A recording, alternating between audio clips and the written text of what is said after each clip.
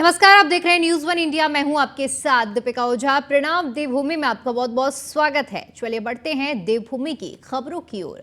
मुख्यमंत्री पुष्कर सिंह धामी देहरादून स्थित नेताजी सुभाष चंद्र बोस आवासीय बालिका छात्रावास में बेसहारा और निर्धन बच्चों के बीच पहुंचे। मुख्यमंत्री धामी ने अपने जन्मदिन के पूर्व संध्या पर छात्रावास के बच्चों के साथ केक काटा और बच्चों को उपहार देकर उनके साथ कुछ समय भी बिताया। उन्होंने बच्चों के साथ बैठकर भोजन भी किया और अपने हाथों से बच्चों को भोजन भी कराया। इस अवसर पर बच्चों की ओर से रंगारंग प्रस्तुतियां भी दी गई। इधर मुख्यमंत्री धामी ने अपने बीच बच्चे देख काफी ज्यादा उत्साहित भी नजर आए।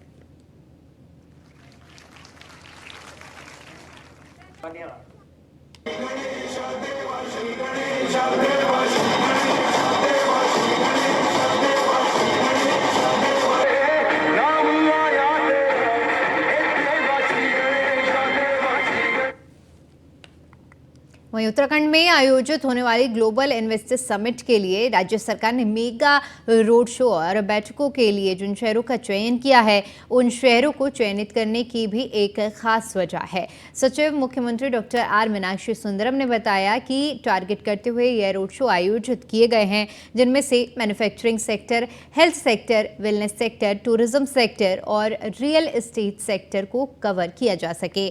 सचिव मुख्यमंत्री आर मीनाक्षी सुंदरम के मुताबिक कुछ बड़े शहरों से भी कुछ महत्वपूर्ण लीड भी मिली हैं, जिस पर काम किया जा रहा है और जल्द ही इसके सकारात्मक परिणाम भी दिखेंगे।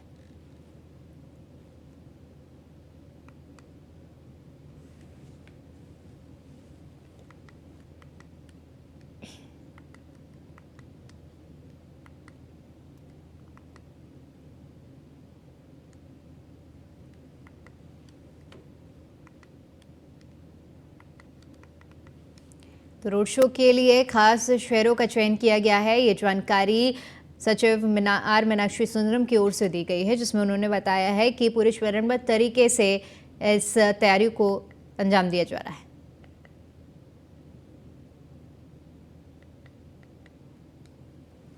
में हमने एक फोकस सेक्टर आइडेंटिफाई किया है। जैसे अहमदाबाद में हमारा फोकस मैन्युफैक्चरिंग सेक्टर में लगेगा, मुंबई में जाएंगे तो मैन्युफैक्चरिंग सेक्टर फोकस में रहेगा, साथ ही वहाँ के फिल्म इंडस्ट्री भी हमारे फोकस में रहेगा, और मुंबई और दिल्ली ये दोनों में होटल इंडस्ट्री भी हमारे फोकस में रहेगा। चंडीगढ़ में रियल एस्टेट प्लेयर्स हमारे फोकस में रहेंगे, और हैदराबाद जाएंगे तो एनर्जी सेक्टर के प्लेयर्स वहाँ काफ़ी ज़्यादा हैं, खासतौर पर हाइड्रो पावर में वो फोकस सेक्टर रहेगा। चेन्नई में जाएंगे तो चेन्नई में स्वास्थ्य के सेक्टर फोकस में रहेगा और उच्च शिक्षा के सेक्टर फोकस में रहेगा। बेंगलुरु में आईटी सेक्टर फोकस में रहेगा। लेकिन ये फोकस सेक्टर के अलावा अन्य सेक्टर में भी संभावनाएं उस जगह पे तलाशी जाएगी। केवल एक सेक्टर जो है उत्तराखंड की चारधाम यात्रा को शुरू हुए लगभग 5 महीने बीत गए हैं। इन 5 महीनों में 40 लाख से भी ज्यादा श्रद्धालुओं ने चारधाम यात्रा के दर्शन किए हैं। बद्री केदारनाथ मंदिर समिति के अध्यक्ष अजवेंद्र अजय का कहना है कि सरकार के स्तर और बद्री केदारनाथ समिति के स्तर से जो भी कुछ तीर्थयात्री धामों में पहुंचे हैं, उनकी यात्रा सुगम और सरल हो सके, इसके लिए निरंतर प्रयास किए जा रहे हैं।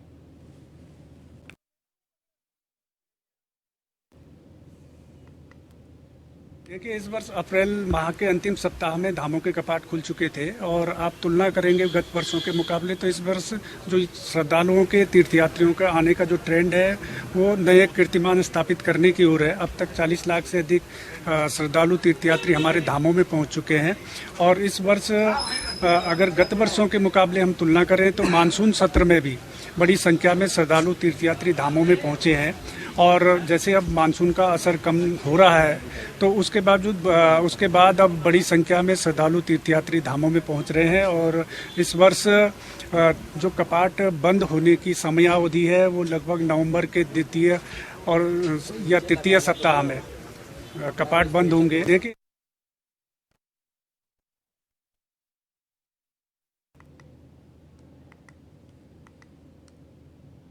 मसूरी मसोनिक लॉज पर जिला प्रशासन और मसूरी देहरादून विकास प्राधिकरण द्वारा बड़ी कार्रवाई करते हुए मसोनिक लॉज में नवनिर्मित 3 मंजिला में करीब 44 फ्लैट्स को सील कर दिया गया है।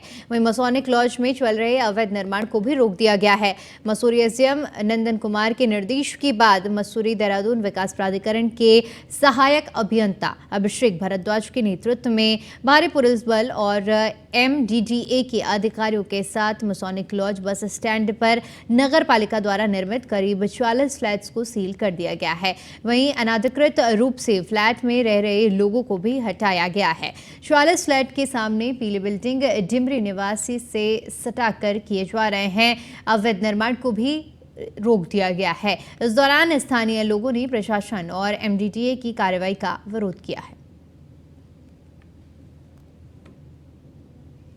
आज सुप्रीम कोर्ट में तारीख थी जिसमें ये MDDA के बायलॉज के खिलाफ जो निर्माण हो रहा था इसमें जो है इसको सील की कार्रवाई की में जो तो सारे कमरे हैं उनको जितने भी आदेश रखे हैं 40 कमरों को जो है सील किया ये कहना चाहेंगे कि मैं यहाँ का स्थायी निवासी हूँ डिमरी निवास का।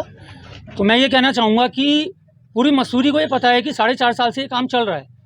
आज पूरा बस अड्डा पुनर्निर्मित हुआ, इतना सुंदर निर्मित हुआ, सारी दुकानें मिली, लोगों को रोजगार मिला, टैक्सी स्टैंड इतना सुंदर बना, सब कुछ व्यवस्थाएं हुई, नीचे भी आवासीय योजनाओं का काम चल रहा है। जब 4.5 साल से अगर इलीगल काम था तो चाहे MDDA हो चाहे शासन प्रशासन हो, तब से ये लोग कहाँ थे जो ये 4.5 साल बाद आ जाएंगे। मेरा सवाल तो सिर्फ एक सरल सवाल है। और क्या मानते हैं कि एक कार्रवाई करना भी इसको कितना वो मान रहे हैं आप? मैं वही तो कह रहा हूँ, यह कार्रवाई अब वो पूर्ति की ओर है। काम रही कितना गया उस कमरों में आप देख सकते हैं जाकर। देखिए, ये जो प्रकरण था ये पहले से पीठासीन महोदय के अध्यक्ष इसमें सुनवाई चल रही थी, जो कि माननीय उच्च न्यायालय के अंदर में भी ये प्रकरण चल रहा है, जिसमें हमारी तरफ से भी लगातार कार्रवाई की गई थी। आज सुनवाई के दौरान पीठासीन महोदय द्वारा निर्णय लिया गया कि इसमें सीलिंग की कार्रवाई की जाए। उसी के अनुपालन में पूरी टीम आज पुलिस बल के साथ यहाँ मौजूद है और कार्रवाई हमने की है। कि अभी जिस तल पर हम खड़े हैं इससे नीचे 3 तल थे जिनमें कार्य चल रहा था। वो समस्त तल में पूर्ण रूप से निर्माण सील कर दिया गया। तो ऐसे में अगर कोई सील खोलता है तो उसके खिलाफ कार्रवाई की जाएगी? देखिए, जो भी सील खोलता है ये जिस बिल्डिंग में सील हुई है जो उसका स्वामित्व है जिसके पास सीलिंग ऑर्डर में भी और उसको सूचित भी किया जाता है कि अगर गलतीवश या किसी के और के द्वारा भी सील तोड़ी जाती है तो उसकी सूचना तत्काल MDDA कार्यालय में उपलब्ध करें, जिससे कि पुनः वो सील कर दिया। ये कहना बिल्कुल ही गलत है। आपको पता है माननीय उच्च न्यायालय जब इस मामले का संज्ञान लिया है तो और लगातार प्राधिकरण की तरफ से भी कार्रवाई की।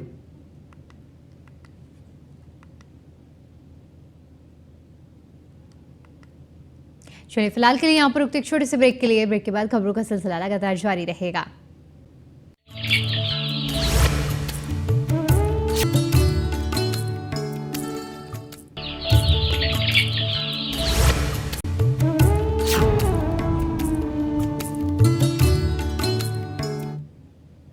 ब्रेक के बाद एक बार फिर से आपका स्वागत है। चलिए बढ़ते हैं अगली खबर की ओर। अजय सिंह को देहरादून का पुलिस कप्तान बनाया गया है। शुक्रवार को उन्होंने देहरादून पहुंचकर कार्यभार संभाल लिया है। इस दौरान उन्होंने कहा कि उनकी पहली प्राथमिकता राजधानी देहरादून में घटित होने वाली अपराधों पर नियंत्रण लगाना होगी।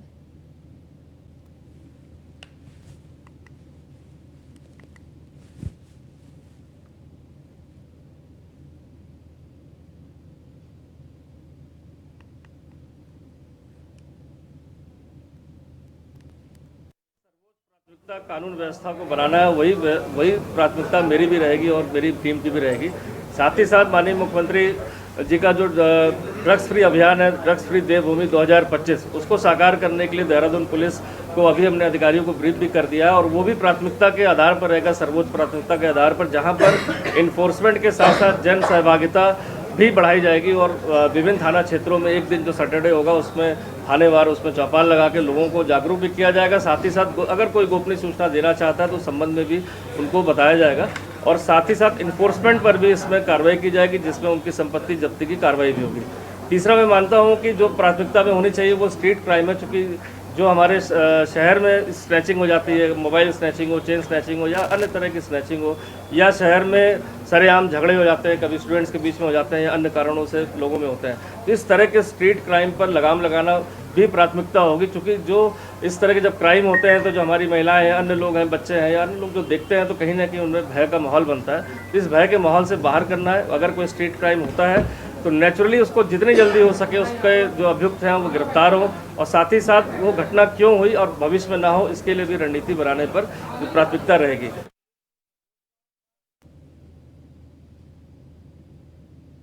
खेल मंत्री रेखा आर्य ने उत्तराखंड में खेल प्रशिक्षण संस्थान खोलने पर 60 से 75% सब्सिडी देने की बात कही है।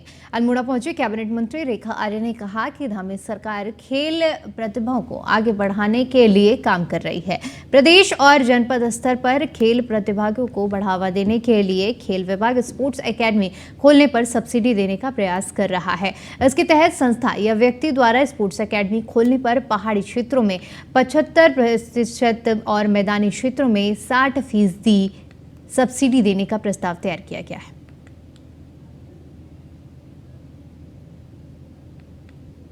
विभाग इस दिशा में प्रयासरत है कि हमारे युवाओं में बहुत अच्छी खेल प्रतिभा है।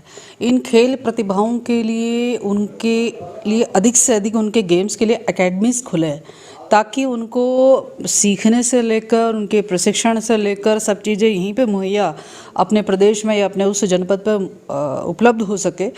उसके लिए विभाग प्रयास कर रहा है कि जो कोई भी संस्थाएं, कोई भी व्यक्ति जो कि स्पोर्ट्स एकेडमी खोलना चाहे, पहाड़ी जनपदों में खोलना चाहे, तो हम उनको 80-75% सब्सिडी हम देंगे। मैदानी जनपद में खोलना चाहे तो हम 60% सब्सिडी देंगे। तो इस प्रकार का विभाग एक प्रस्ताव तैयार कर रहा है, ताकि हमारे खिलाड़ियों को जो है उनके प्रशिक्षण के लिए अच्छे कोच उनको मिल सके, अच्छी सुविधाएं। वहीं उत्तराखंड में महाविद्यालय और विश्वविद्यालयों में दाखिले के लिए छात्रों को अंतिम मौका दिया जा रहा है। उच्च शिक्षा मंत्री धन सिंह रावत ने राज्य में प्रवेश से वंचित रह गए छात्र छात्राओं के लिए एक बार फिर से समर्थ पोर्टल खोले जाने के निर्देश दे दिए हैं, ताकि छात्र ऑफलाइन रजिस्ट्रेशन करा सकें और महाविद्यालयों में एडमिशन ले सकें। प्रदेश में 17 तारीख से लेके और 2 अक्टूबर तक एक आयुष्मान भव कैंपेनिंग पूरे प्रदेश में चलाई जा रही है, और जिसके तहत कि पूरे प्रदेश में 700 जो है ब्लड डोनेशन के कैंप लगाए जाएंगे। एक विधानसभा में 10 कैंप लगाए जाएंगे और लगभग 2 लाख लोगों को जो है ई रक्त पोर्टल में रजिस्ट्रेशन करवाया जाएगा और ब्लड डोनेशन कराया जाएगा। साथ में देहदान और अंगदान पे भी एक बड़ा अभियान हम ले रहे हैं आजकल, और जन जागरूकता इस पे कर रहे हैं। 10,000 लोगों को जो है इसके लिए प्रेरित किया जाएगा, और इसके लिए आज हमने एक बड़ी बैठक भी हुई है। अभी तक लगभग सैकड़ों लोगों ने अंगदान और देहदान के मेरी माटी मेरा देश अभियान के तहत अमृत कलश यात्रा कार्यक्रम के जिले में आयोजन किए जा रहे हैं, जिसको लेकर मुख्य विकास अधिकारी झराना कामठान ने अपने कार्यालय कक्ष में रेखीय विभाग के संबंधित अधिकारियों के साथ बैठक कर कार्यक्रमों को सफल बनाने के लिए आवश्यक दिशा निर्देश दिए। मेरा देश अभियान के अंतर्गत अमृत कलश यात्रा के संबंध में हमको विस्तृत दिशा निर्देश ग्राम्य विकास विभाग से प्राप्त हो गए हैं। इसमें दिनांक 1 से लेकर के 30 सितंबर तक जो है ग्रामीण क्षेत्रों में, ग्राम पंचायतों में और नगर निकायों में वार्ड स्तर पर जो है प्रत्येक घर से जो है मिट्टी या चावल को इकट्ठा करना है, और वो कलश को कलश में इकट्ठा करके वो कलश जो है वो ब्लॉक मुख्यालय पे या नगर पालिका नगर निगम के मुख्यालय पे इकट्ठा किया जाएगा। वहाँ पे कार्यक्रमों का आयोजन होगा, जिसमें सांस्कृतिक कार्यक्रम किए जाएंगे। इसमें हमारे वीरों का नमन कार्यक्रम भी किया जाएगा, जिसमें हमारे जो वीर हैं उनको आमंत्रित किया जाएगा और सम्मानित किया जाएगा। कोटद्वार में बढ़ते डेंगू के मामलों को लेकर कांग्रेस ने सरकार पर सवाल उठाए हैं। पूर्व विधायक शैलेंद्र रावत का कहना है कि पूरे प्रदेश में डेंगू अपने पैर पसार चुका है, जिसके लिए पूरी तरह से प्रदेश सरकार जिम्मेदार है। प्रदेश की सभी सड़कें गड्ढों में तब्दील हो चुकी हैं, जिस कारण गड्ढों में जल भराव होने के कारण डेंगू का ग्राफ बढ़ता जा रहा है।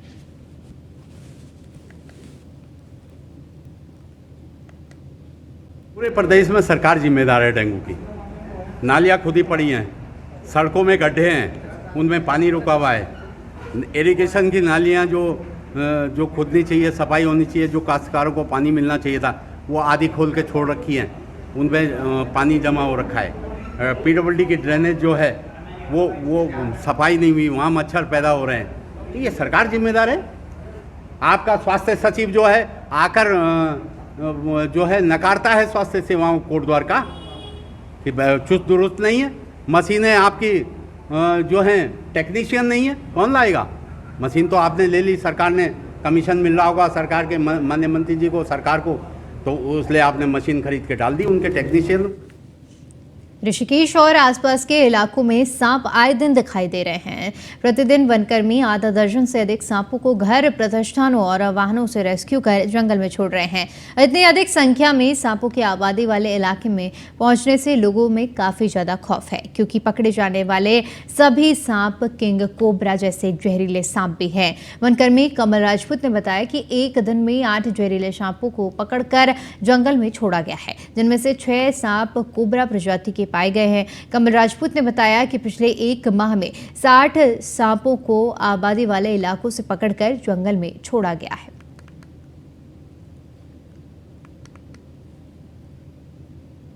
वहीं हरिद्वार के कनखल में हुई 77 साल के बुजुर्ग की हत्या का पुलिस ने खुलासा कर दिया है।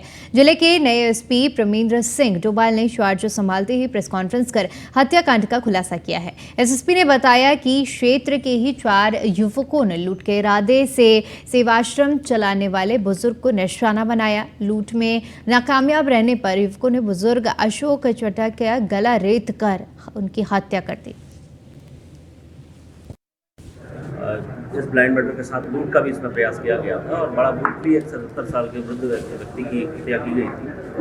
पुलिस ने इसकी गंभीरता को लेते हुए पिछले 4 दिन में लगातार मेहनत करते हुए आज 4 अभियुक्तों को पकड़ा है। चारों उसी क्षेत्र के ही रहने वाले हैं और नशे की आदत के शिकार थे। साथ में नकली नोटों को भी कुछ नोटों के बीच में मिलाने का कार्य करते थे। इनको ये सूचना थी कि इस रिटायर्ड कर्मी के पास कुछ काफ़ी संख्या में पैसा है, उसको इनके द्वारा ये एक इन्फॉर्मेशन थी, उसको ध्यान में रखते हुए इन्होंने इनका ये पहले लूट का प्रयास किया गया। जब उसके द्वारा प्रतिरोध किया गया मृतक के द्वारा, तो उनके द्वारा ब्रूटली उसका मर्डर किया गया।